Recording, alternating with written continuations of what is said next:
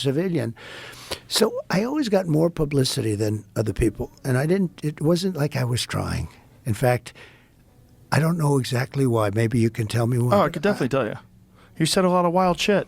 Maybe.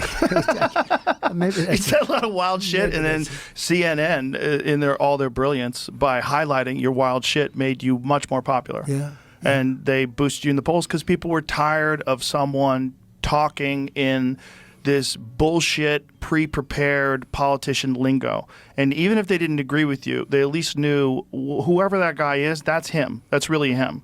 Yeah. When you see certain people talk, certain people in the public eye, you don't know who they are. You have no idea who they are. It's very difficult to know. You see them in conversations. They have these pre-planned answers. They say everything. It's very rehearsed. You never get to the meat of it. One of the beautiful things about you is that you freeball. Like, you get out and you do these huge events, and you're just talking, and you're making. We've highlighted you on the show many times when you did this Biden impression where he's walking around, he doesn't know what he's doing. It's funny. It's stand up. It's funny stuff, but it's like you and you were making fun of Elon one time. You were doing an Elon impression. It's great. You have like comedic instincts. Like when you said to Hillary, "You'd be in jail." Like that's great timing. Yeah. But it's like that kind of stuff was unheard of as a politician. Like no one had done that. And I think... it's funny. You need at least the attitude of a comedian when you're doing this business. This is a very dangerous business, first of all. It's a very tough business. It's the most dangerous business. It's the most, well, for a job? Yes. I mean, other than going to war and being a firefighter or being a cop, it's the most dangerous business. It's the most dangerous. Being president is the most dangerous. Especially you. I mean, you haven't even got to the election. There's been 2 assassination attempts, and they've brushed those out of the news like it was nothing. Yeah, they'd rather not talk about them. Imagine if there was assassination attempts on Biden, how hard people would be attacking the right, how they would be trying to get guns taken away from people. They would try to ramp up gun laws. They would try to figure out some way to blame you. If there was attacks if Biden got shot in the ear, we would have never heard the end of it. But I think he's in good shape because it's only consequential presidents. If you take a look at what's happened, look, I'm for having countries pay us billions and billions and trillions even dollars. I took in hundreds of billions of dollars from China. Nobody took in 10 cents, not one other president. I do things that make it, that don't necessarily make me so popular. I just do what's right. And when you do that, you're more, look at Iran. We would have never had the attack on Israel at all. Iran was broke. I told China, if you buy, you can't do business in the United States under any circumstance. We're going to go cold turkey with China. Some people think that would have been a good idea anyway. But if you buy any oil, 1 barrel of oil from them, you're not doing business. And I said that to many countries. Iran was broke. They had no money for Hezbollah. They had no money for Hamas. They had no money.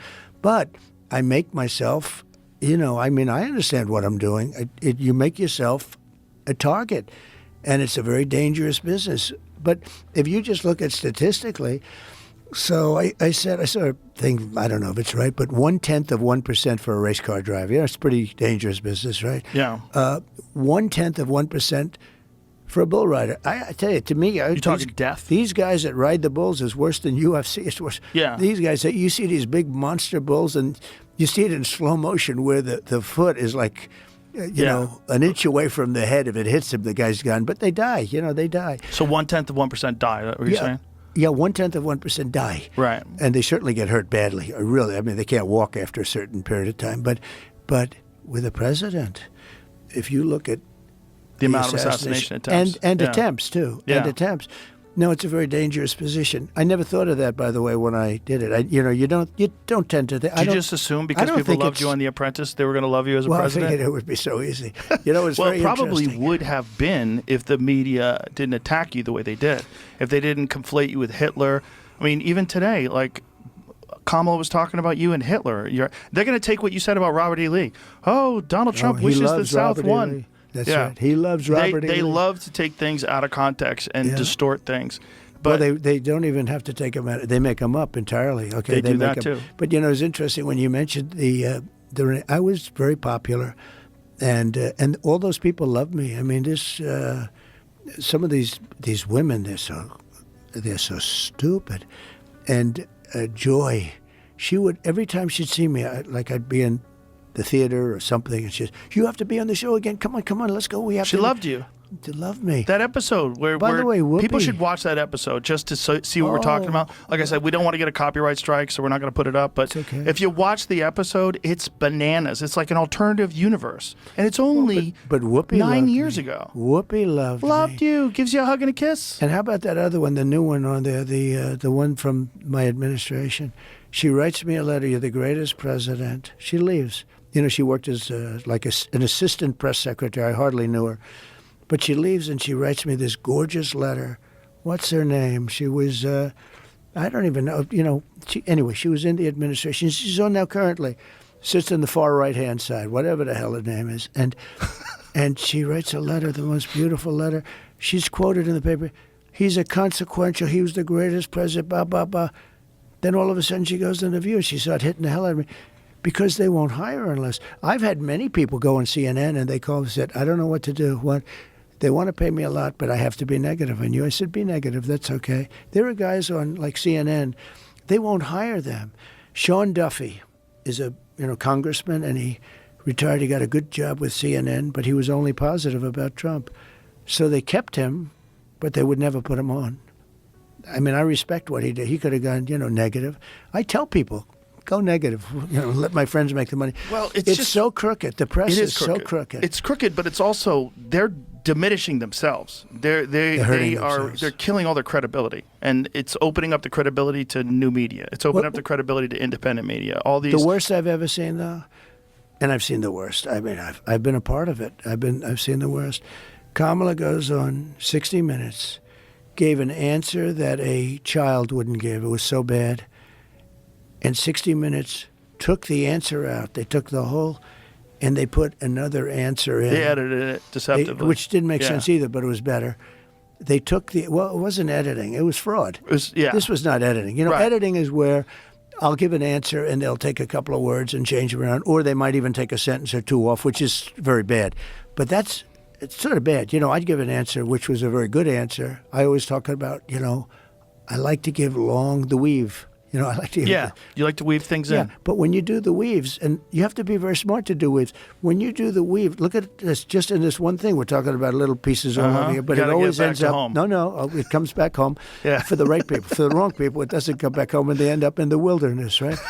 but they can take my answer, and you know what? They may take a little piece of it out or something, and they use the term, "Yes, we wanted to save time." Well, it's not. But I've never heard. I think it's the biggest scandal in broadcast history, what happened to CBS. So you have CBS 60 Minutes. That's a news program. It's not an entertainment program. It's under their news. It's the head of their news thing. She gives an answer that shows that she's essentially incompetent. And they took the answer. Could you imagine them doing that for me? We can show it if you want people to see it. Can we show it? No? Sure. We get in trouble. We'll get copyright strike. Okay. Listen, anyone can indemnify find it. you. But it's drastic. But what was interesting was the other full version was available initially. It was like a preview. Somebody made a big mistake. Somebody put that preview out there. Some kid put the preview out. Exactly. And then the bosses did this or that. And then all of a sudden they said, we got a problem. Exactly. And then they got caught by mistake. Well, but don't you think that's a big, to me, and don't forget, this is election interference and fraud. And it's 60 Minutes. It's their news division. So it's a big deal. They give those licenses out, Joe, for free. They should pay a fortune. They're worth a fortune. They give them out for free because they're using the public airwaves. With cable, you don't have that. Cable's different. But, it's just a different deal. But with the networks, they give those licenses. They're worth billions of dollars. They give them out free. But you have to be honest and all. That was bad. I think that David Muir and that woman that was aside, I never even heard of her, but they kept interrupting me. It was like, I said, how many people am I debating here? I got this one and I got you two. But he went after me 11 different times. It's interesting. I always thought he was a nice guy, but he's just like the rest of them, Well, that's his job, unfortunately, and I'm sure but not when what they wrong. want. You're right. Well, the problem was they fact-checked you and they didn't fact-check her. And not one of the most all. egregious examples of that was when she said that there are no troops right now deployed in war zones. Yeah. There's a very famous viral video that went online of troops in a war zone saying, well, what the fuck are we then? because there's thousands of them. Dan Crenshaw, the congressman, posted